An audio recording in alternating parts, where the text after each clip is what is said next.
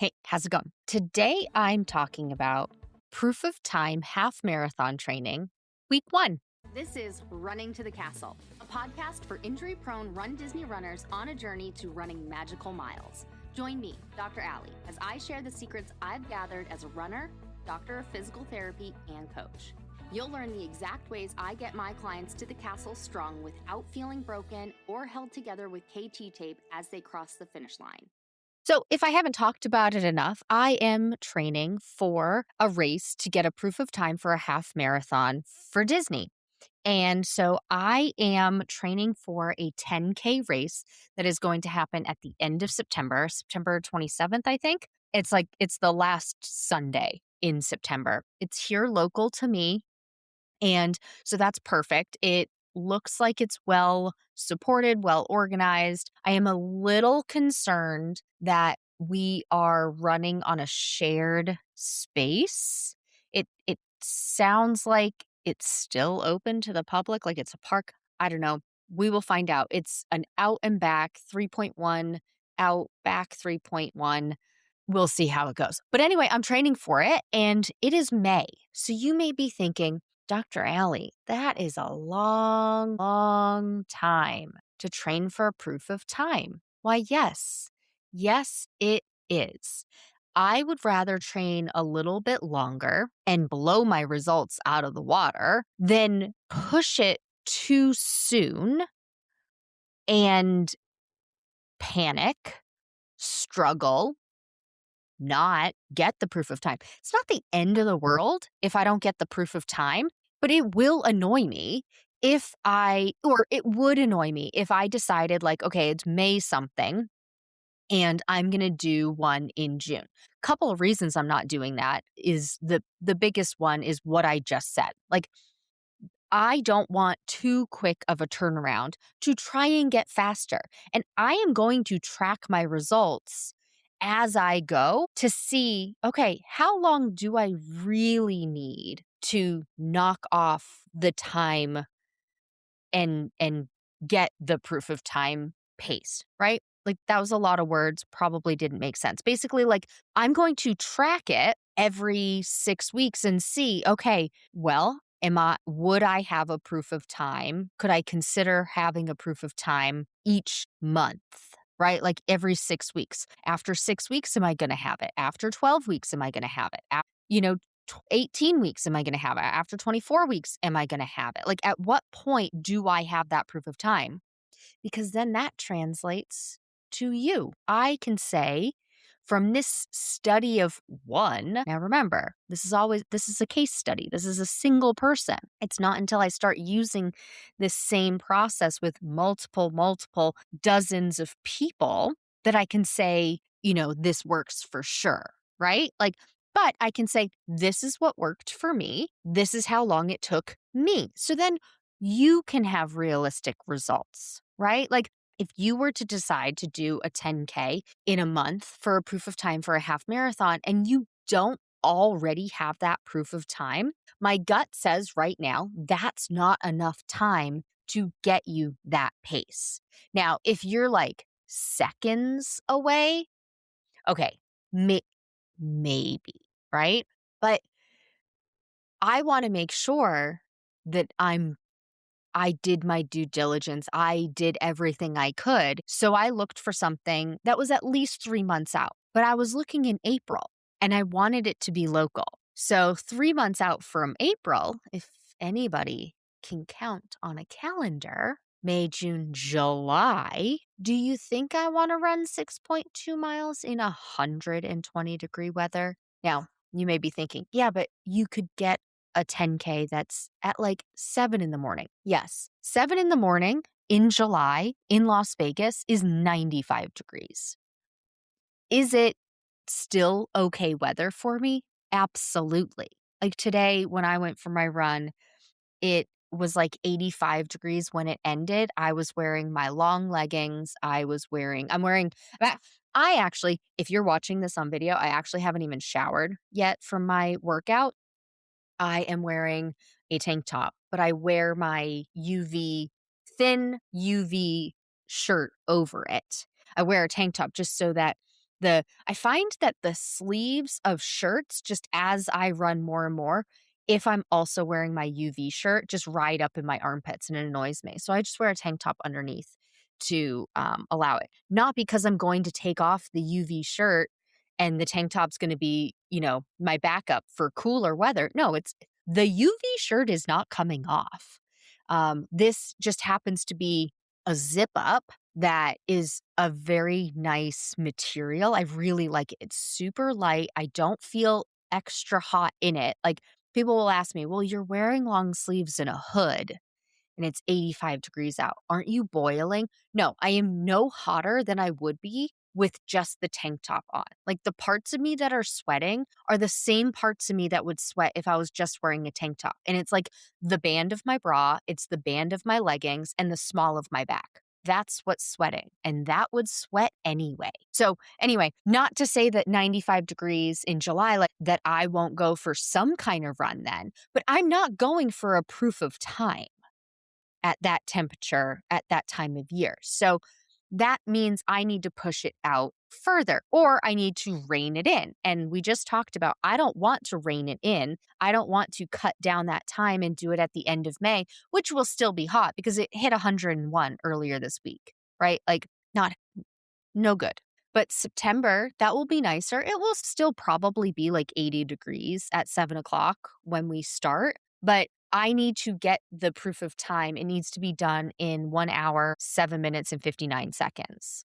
So by the time I'm done, it's not like I'm going for an 8 hour run. By the time I'm done, it's not going to be that much hotter. And with the way the sun is at that time, like it will probably be fine. And if it's not, it's not. And then I just schedule out a 10K for October, November, probably not December. That's getting cold for me, right?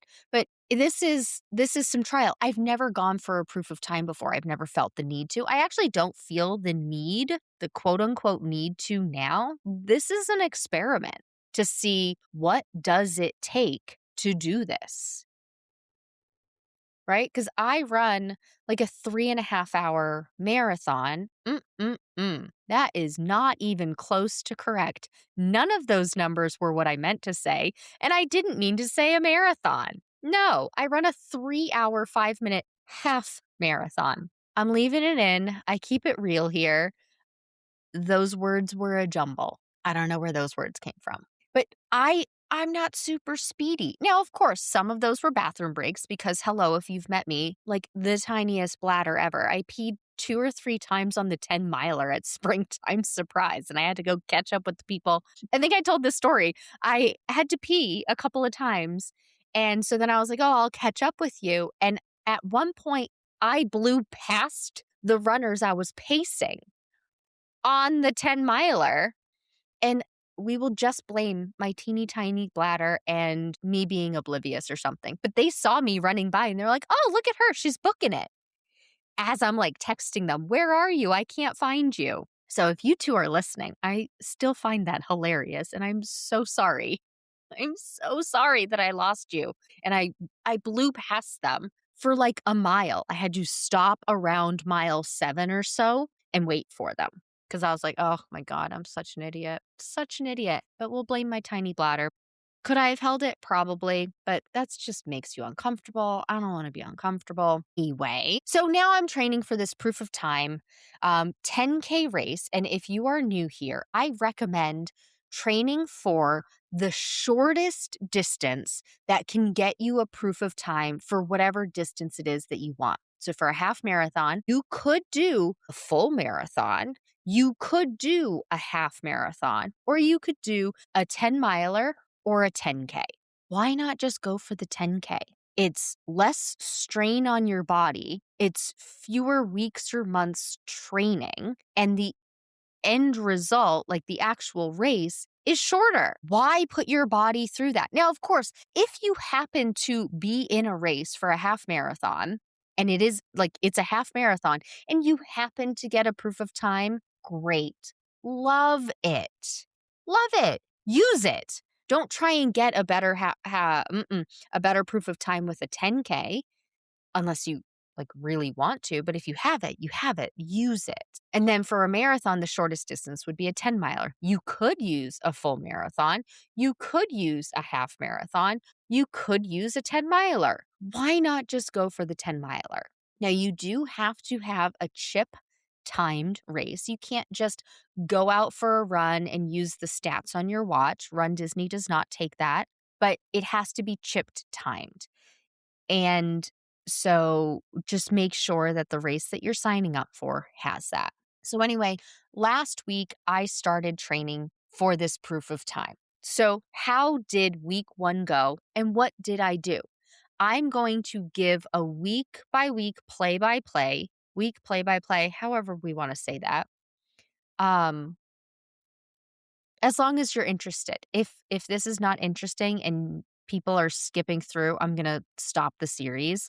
So, make it known if this is interesting to you. I'm happy to keep doing it, but the only unless somebody tells me otherwise, the only stats I can go by are the ones that, like, Apple Podcasts and Buzzsprout give to me of how many people download it to see which episodes are popular, people want, and I do use that information. But I also use the information of you giving me feedback either in DMs, Run Disney DPT, or your podcast reviews or your fan mail, things like that. So please make it known because if you like it and you don't make it known and I think nobody likes it, I'm just going to stop talking about it because I want this to be relevant to you.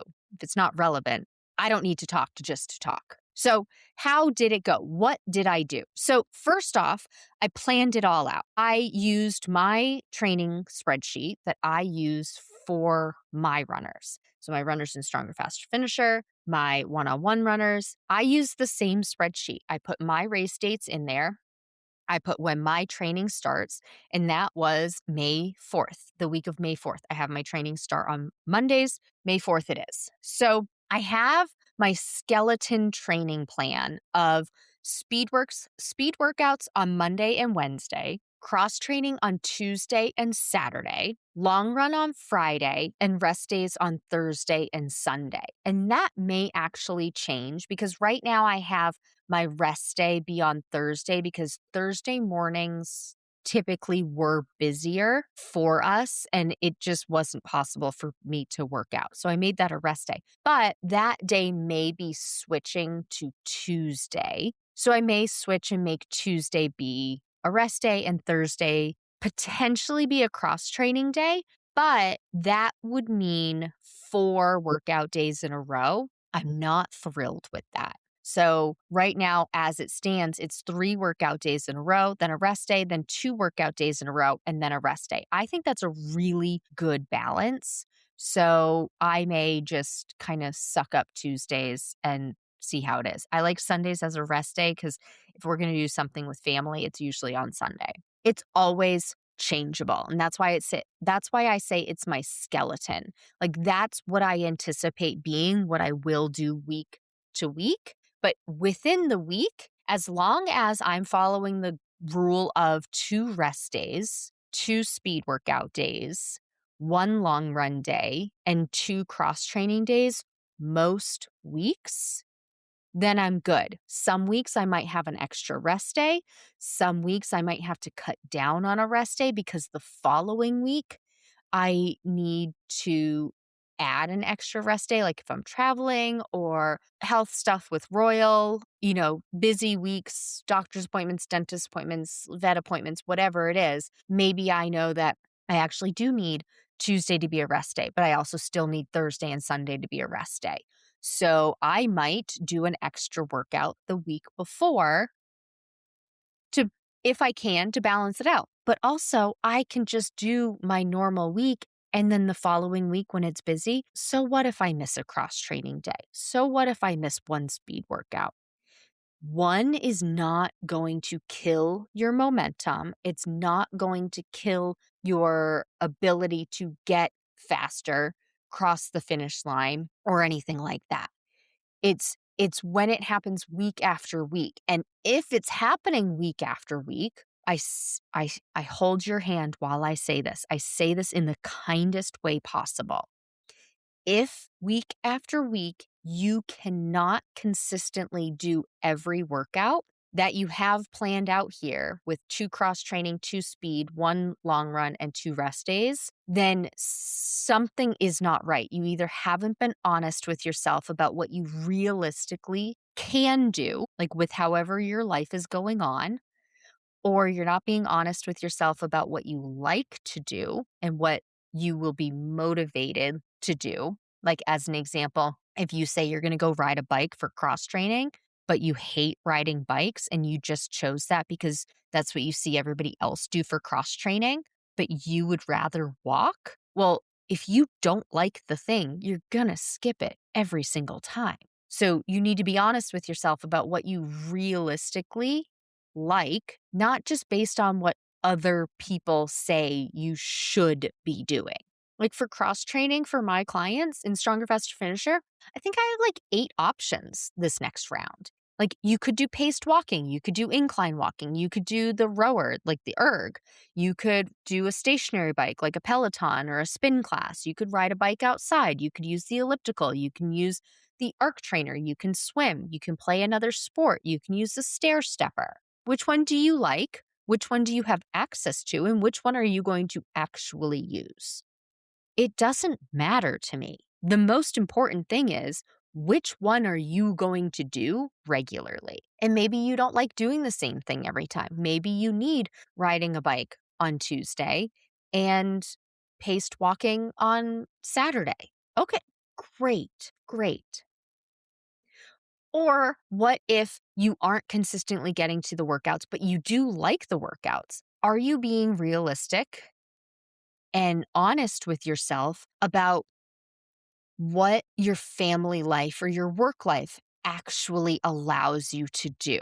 Because if you have family members that are pulling you every which way and you're going to say yes to them, and say no to yourself, you're going to consistently let yourself down because you're going to look at your week and you're going to see, oh, I only got 1 speed workout done, 1 long run, and 1 cross training. Now, I'm not saying that's the end of the world because that's bare minimum to cross the finish line. That's fine. But if you're upset about that, that's the problem, right? And are you upset at yourself for not doing it? Or maybe you're upset at yourself for not saying no to the family member who is asking you and pulling you away from doing your thing, right? It's very cliche, and I don't know everybody's family situation. It is a hard conversation to have, but it's very cliche, but it is true.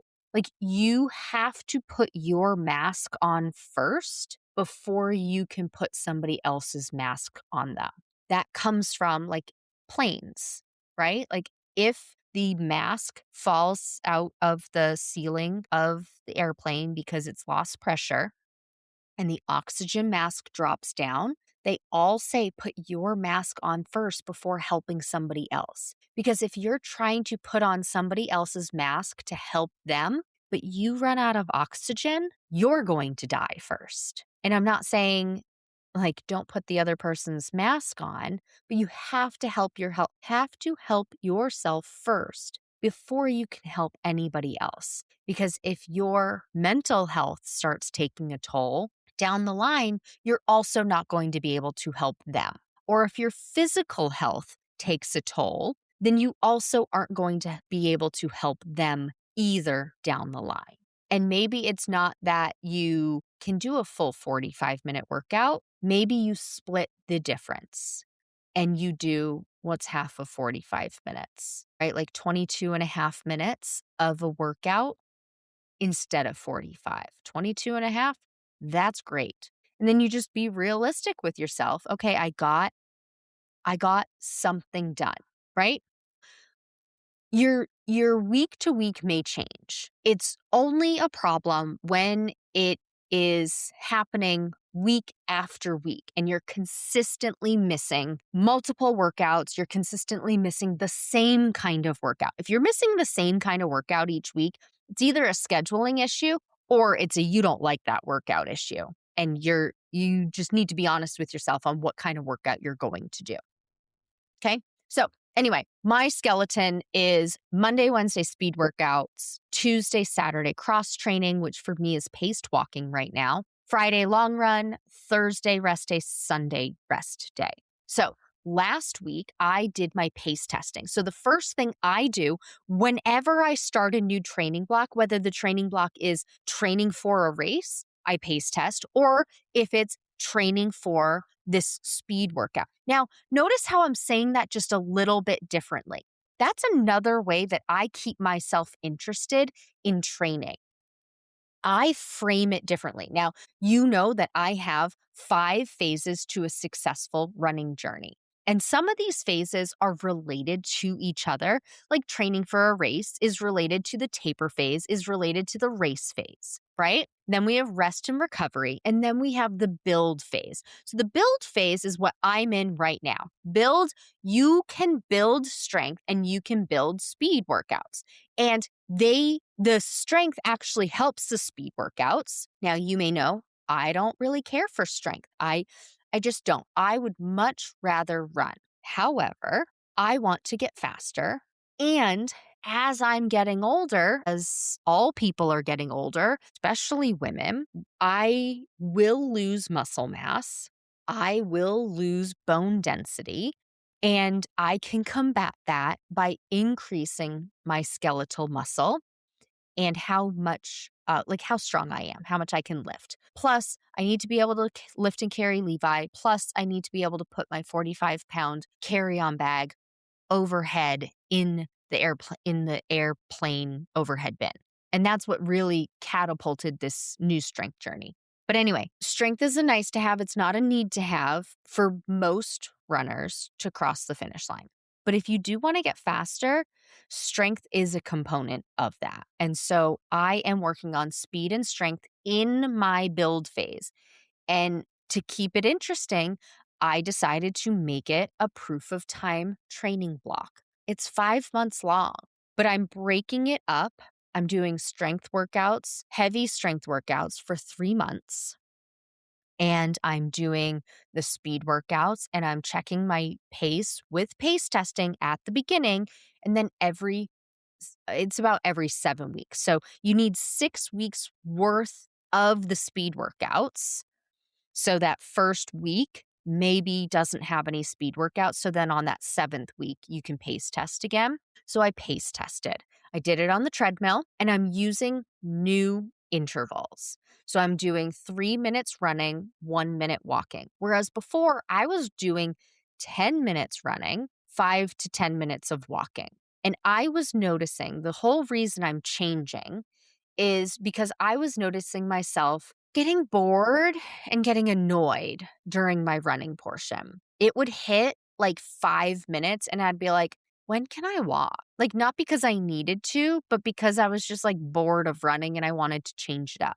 So I don't want to hit that boredom. And I'm hitting that boredom at 5 minutes. So I chose a 3 minute. So then I never hit that boredom. I chose a 3 minute run time and a 1 minute walk time, honestly, just because 30 seconds is too short for me. And I didn't want to do a 1-to-1 ratio. So I didn't want to do 3 minutes running, 3 minutes walking.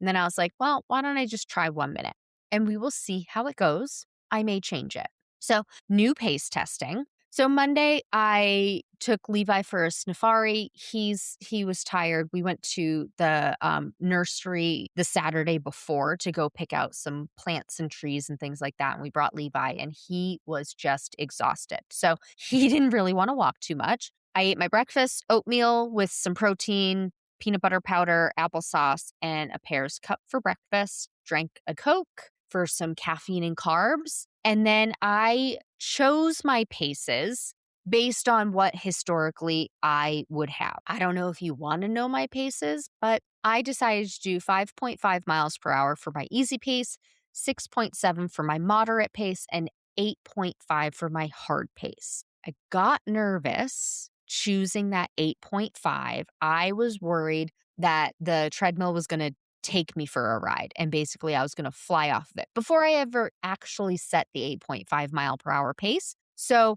I chose that based on paces previously. And then when it came down to it, I actually just chose like 7.7. And as I was doing it, I was like, this is way too slow for what I'm looking for. So then I did up it to the 8.5 and I did not go flying off the back of the treadmill and it was fine. And that was a good pace for me. Overall, it felt good. I felt recovered in less than 10 minutes during my cool down. The cool down should be 10 minutes. So, could I have gone faster based on that? Like my recovery didn't take that long? Maybe. But also, maybe I'm just in shape. Ooh, look at that. Maybe I'm actually fit. The world may never know. How many licks does it take to get to the center of the Tootsie Roll Pop? The world may never know. I don't know. And it's not that important. But that was a good notation to make that I did feel recovered sooner than the full 10 minutes cool down. And so it's kind of just information. Do we need to know what it means? No, we don't. But I'll track it over time because sometimes you can't see trends until you start looking at it over time. Like you can't see the forest through the trees. You can't always know what to do or where to go while you're actively in it, right? Then after my pace test, I also did my first leg day on my new workout equipment and I had to guess my weights.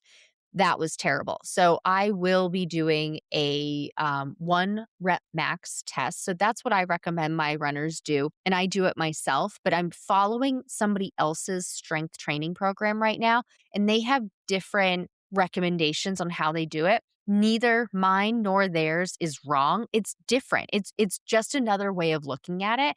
And so I am following their plan, but it makes it so that I'm really guessing how much weight to use. And I don't like it because it's actually taking time away from my workout, trying to figure out how much weight I should be using in the moment. Whereas if I do a 1 rep max test, I know how heavy is the maximum amount I can lift. And so then within their parameters, my strength coach's parameters of like 2 reps left in the tank, something like that, I can know, okay, well, if my leg press is like 1 rep max is 10 plates, well, I know that if I need to be doing 5 repetitions with only 1 or 2 reps left in the tank, then I need to have like 8 plates on that for the leg press, right? Like one of the exercises I was supposed to do last week, I don't know if it was this day. I would have to go back and look, but it was using the leg press and I was supposed to choose a weight that I could only do 8 repetitions for. And I chose a weight that I thought was heavy, but remember, this is my first time doing legs on this machine. Like literally hadn't used the leg press besides making sure that it worked, hadn't used the knee extension, the leg extension machine, the ham curl, anything like that.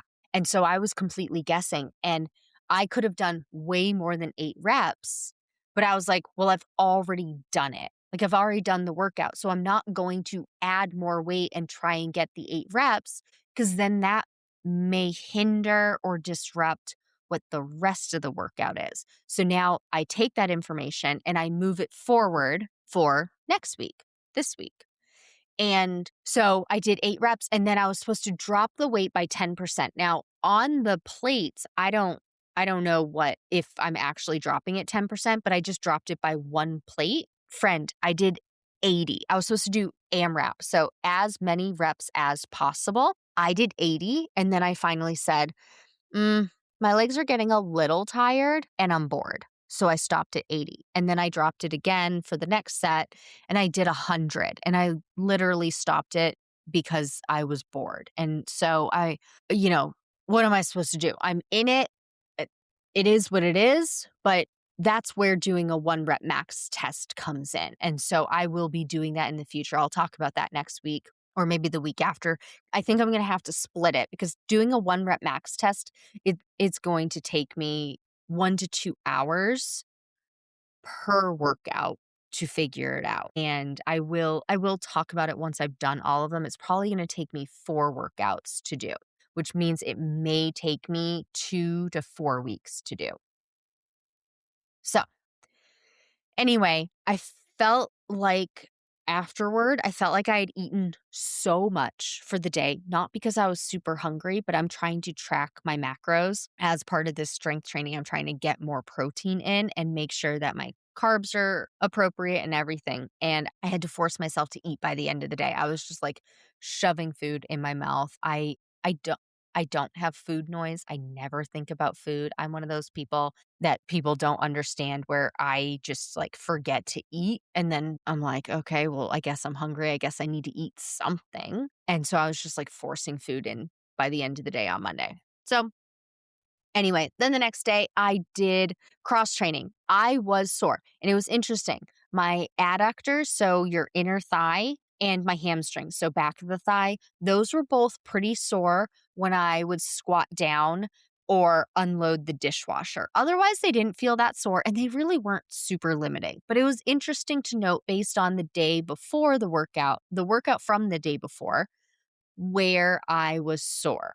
And I had done sumo squats, so it does not surprise me that my adductors were sore. And I did, I walked Levi. He did 1.15 miles. So he was ready to go again. And then I went on the treadmill and I did pace walking. And so I'm doing paced walking with my intervals. So 3 minutes, 1 minute. So instead of 3 minutes running, though, I'm walking 3 minutes at a faster pace than I normally would. And then my 1 minute is my normal walking pace for my normal walking pace for my running interval, my run walk interval. So, this is how I'm going to get a faster walking pace by paced walking, keeping my same intervals, but walking at different paces to improve my overall pace. And the way I have it structured right now, the pace for my 3 minutes actually felt too slow. So, I will likely be upping that. And then we get to Wednesday and it's a speed workout. So I had a 30-20-10, which is 30 seconds of one pace, 20 seconds of a second pace, and 10 seconds of a third fastest pace. So it's basically jog, run, sprint, or walk, run, sprint if you can't jog the whole thing. And I did make a whoopsie during this speed workout, and I had accidentally programmed 50 minutes for me.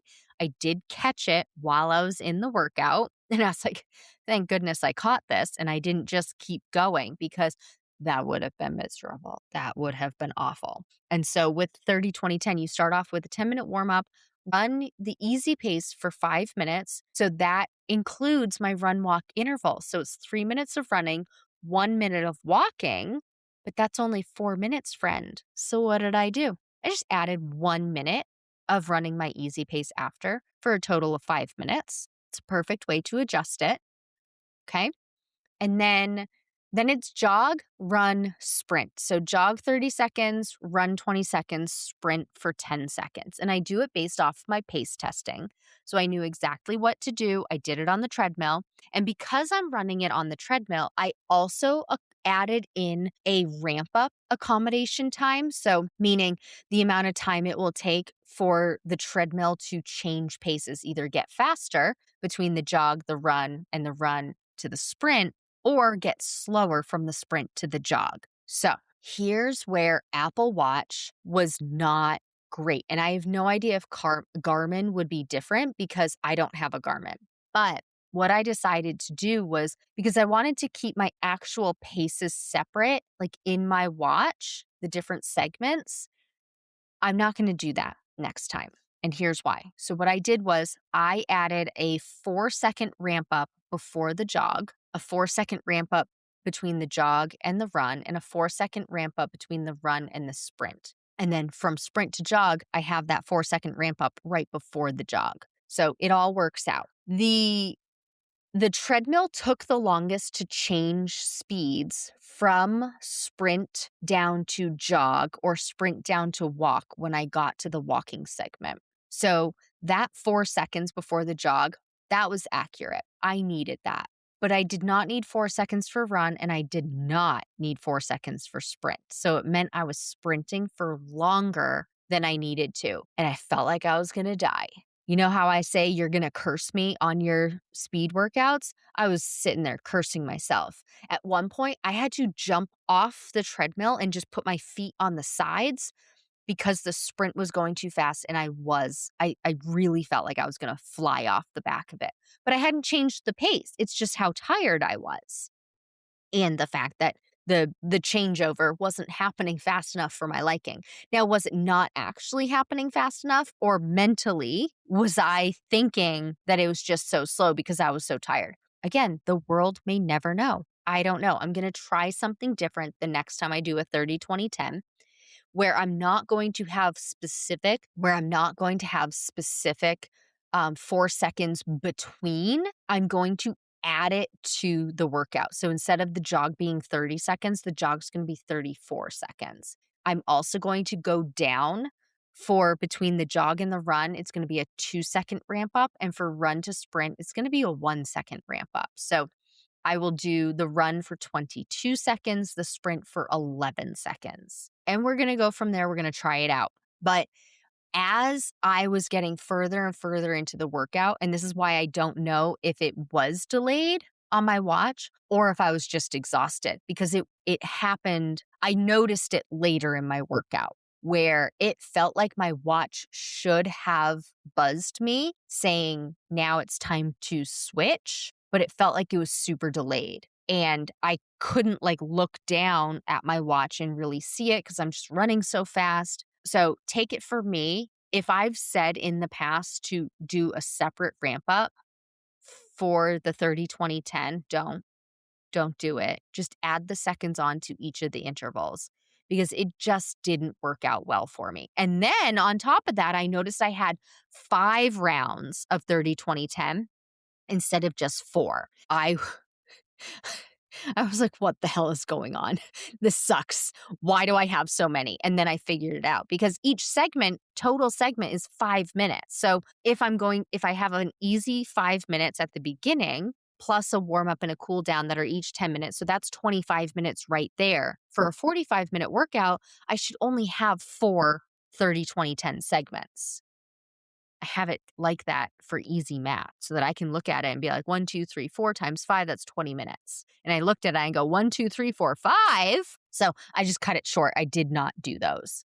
And it was really, really hard. And I had to keep telling myself, I can do anything for 20 seconds. I can do anything for 10 seconds. Like for those last 2 rounds, that's where it really hit.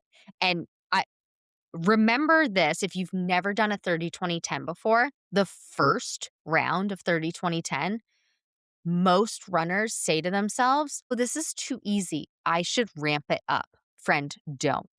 Don't. Because it's not about it being too easy or too hard every single time.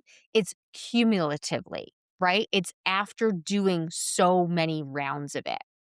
After doing 3 rounds of 30 seconds jogging, 20 seconds running, and 10 seconds sprinting. After doing 3 rounds of that, you get a 2-minute walk. You should be wanting and begging for that 2 minutes. In that first round, you may not feel that way. That is a false sense of security because by number 2, 3, and 4, you should be like, oh my God, when's the 2 minutes happening? How many more do I have? What? How many? How many? Am I ready? Am I ready? Can I walk? Can I walk? And then you should be telling yourself, I can do anything for 30 seconds. I can do anything for 20 seconds. I can do anything for 10 seconds. I wanted to walk the jog of the last 2 rounds, but I stuck it out because of that mantra of I can do anything for this amount of time. But I was sweating, and I'm not a big sweater. I did it on the treadmill.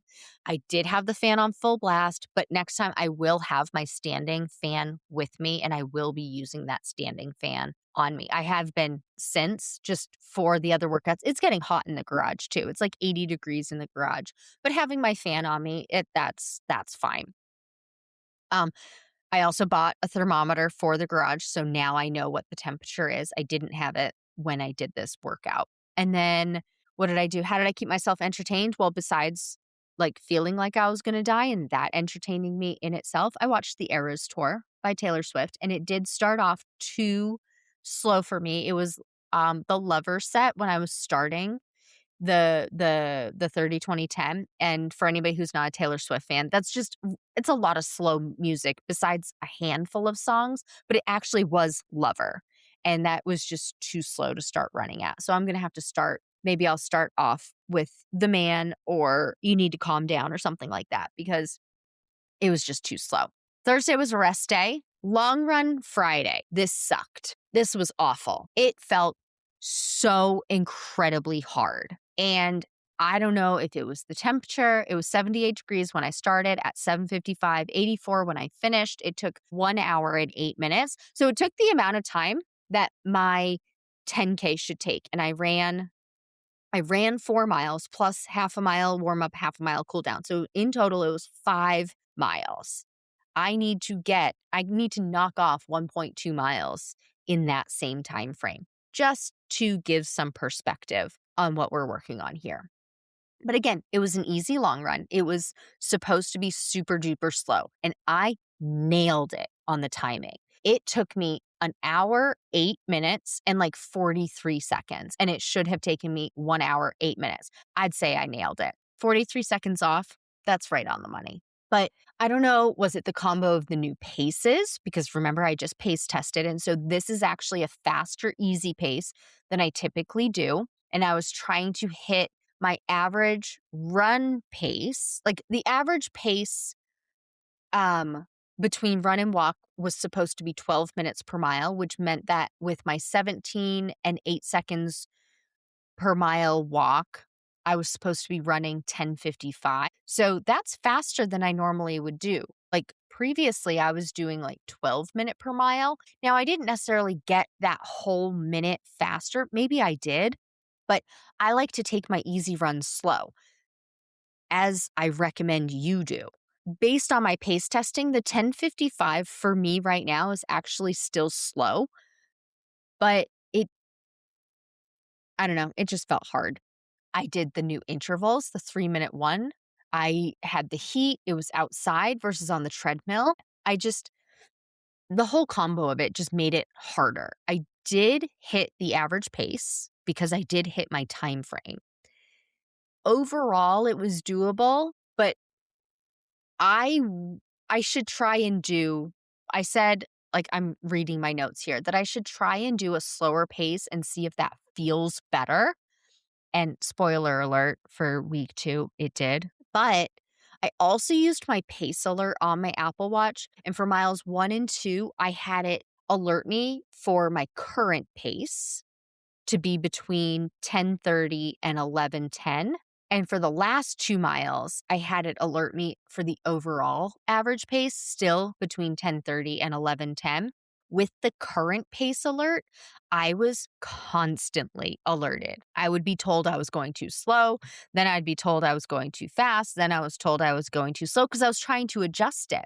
And then with the average pace, it barely alerted me, but it had verbalized during the current pace, the miles 1 and 2, it would call out to me and it would verbalize the average pace if I was too slow, but nothing verbalized if I was over. It didn't even buzz at me. And like it wasn't consistent. It wasn't a great way to track, but I did hit my average pacing. So there's something to say about that. But overall, the run sucked. Like I had the right amount of carbs. I brought them, I ate them, I drank them.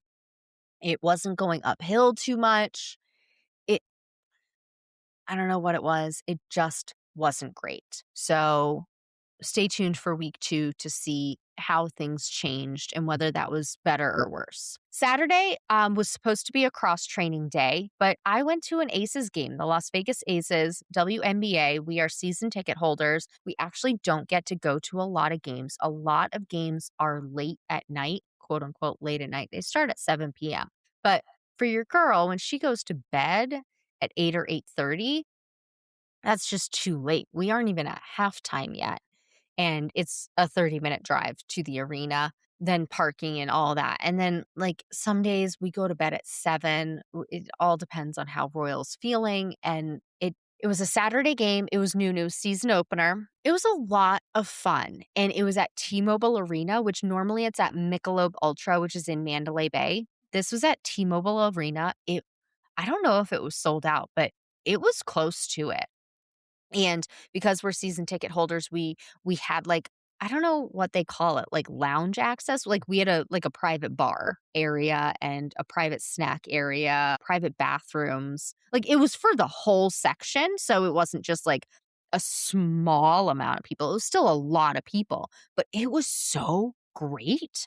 And they do, like, self-service at some of the places at T-Mobile Arena, and so you just go up, get your like, I got a beer. I rarely ever drink, but I was like, "Oh, mango cart sounds delicious today. Let me get one." So I went and got one.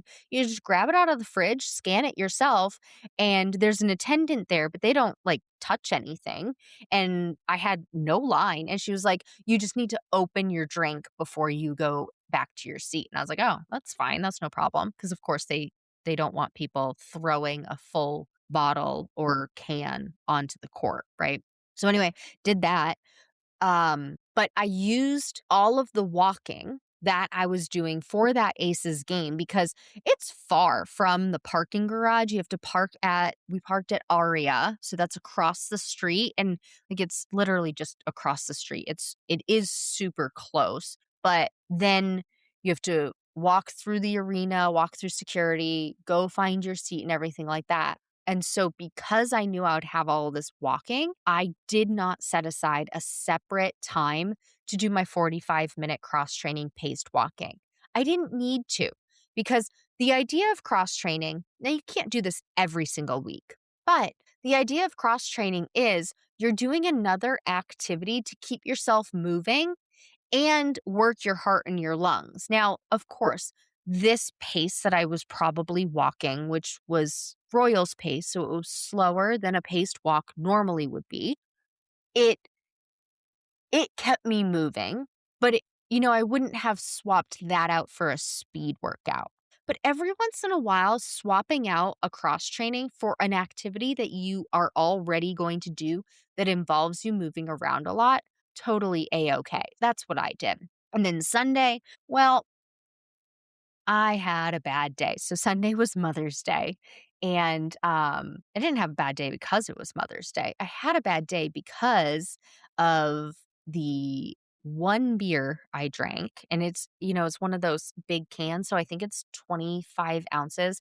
I didn't even drink the whole thing. I maybe drank half of it, but I did not drink a lot of water. And so the combination, I think, of heat, lack of water, and alcohol the day before, I had a blood pressure low. I did not feel good. So I got up, Sunday morning. I was not hungover, even though I rarely drink. Sometimes one beer would put me hungover. I it did not. But I woke up and I tried to get up and I immediately felt poorly. Like I have fainted in the past. I didn't feel good. I didn't faint. I caught it soon enough, but when I stood up, didn't feel well. So I sat back down on the bed and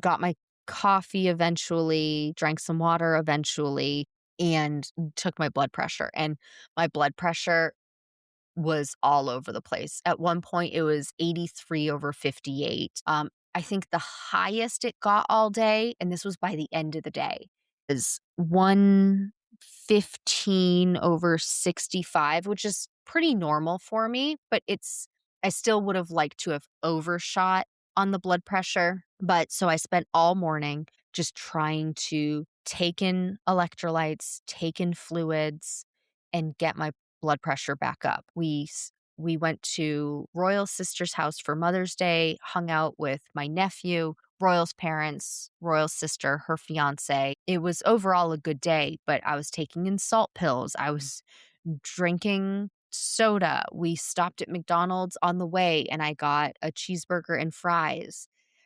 We got another cheeseburger and fries on the way back because we were thinking about what can I quickly get to add Like what's something I like that will give me sugar and electrolytes and, and sodium pretty much. It was mainly the sodium I needed, but I was drinking Gatorade, I was drinking Scratch, I was drinking Liquid IV, I had a Coke, I had water, I had my salt pills, and it was going up steadily in the morning for a little bit, and then it plummeted again. And then it was going up, and it was just like this up, down, up, down. And I think I posted on Instagram saying something like, you can do all of the right things and it can be slowly, steadily going up, and then it drops again. Like, same thing with your training. You can be getting better and better and better, more normalized, and then something happens. And progress is not linear. It's stepping. And then sometimes you get a divot, and it happens. So with my learning of how my body is, this blood pressure low used to last me days. It would last, like, if it started on Sunday, it would keep going until Thursday. And so with all of that we've learned about what I need to do, I cut it down. So I still wasn't feeling 100% by Monday, but by Tuesday I was feeling pretty good. And so that was good. Like, being normal by Tuesday was great for me. And it stunk. It was a bummer that I couldn't do my workout on Monday, couldn't do my workout really on Tuesday. I think it was Tuesday that I didn't do my workout. Let's find out. Yeah, I didn't do my workout on Tuesday. And that's okay. So I took some extra rest days. You guys will hear all about it next week. But Sunday was the end of week 1, and it was a bad blood pressure day, and it's not the end of the world. It is part of the training process. And I keep it real here. I keep it I'm as transparent as I can be without, with my training, and keeping it relevant, right? So that's week 1. Overall, it was good. I did 4 out of 4 strength workouts. So that's a huge win for me. I did my pace testing. I did my 30, 20, 10, and I did all of my other workouts. I did the long run. I did the cross training. I just had poor choices on Saturday with not that much hydration, and it bit me in the butt on Sunday and into Tuesday. But you will hear more about that next week. As I'm saying this week coming, when you hear this episode will air May 19th. Next week opens enrollment for Stronger, Faster, Finisher.